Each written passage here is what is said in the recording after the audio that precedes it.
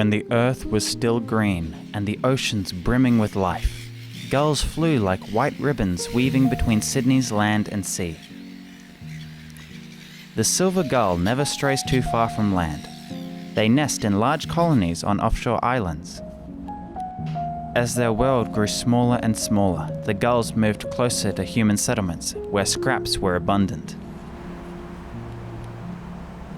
You are standing on Cockatoo Island, an abandoned shipyard turned tourist attraction in Sydney's harbour. There are next to no predators here, and so the gulls have made themselves right at home. Throughout history, contrasting tales of the silver gulls were told, from being perceived as beautiful. What a glorious existence the seagulls must have. Their scavenging habits make them most useful in keeping our harbour beaches clean. How dandy they look, with their silver backs, white breasts, and neat red legs. To being vilified on land.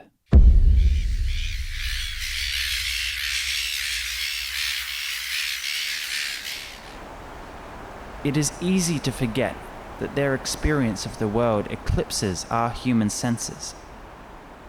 Seabird expert Chris Lloyd has observed silver gull colonies extensively. Birds have got spectacular resolution. Some of them can see 35, 40 k's away fairly clearly. So when we're using some of our primitive methods to control them, we should remember not only can they see a long way, their eyes are on the side of their head so they can see behind them.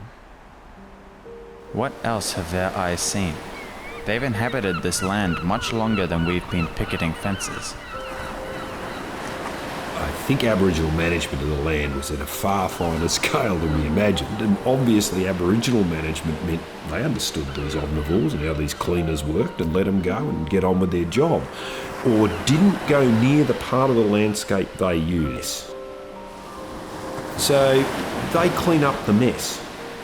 And it's unfortunate we don't see it that way. We see them the other way as a pest. Maybe it's because we're so messy? Because we are. We're a filthy bunch. It's a nice day. You're at the beach. You've left your food on the ground. What did you think was going to happen? One person's rubbish is another person's gold. And in the seagull's case, of course, that is the case. They're cleaners. We don't think cleaners are bad things, do we?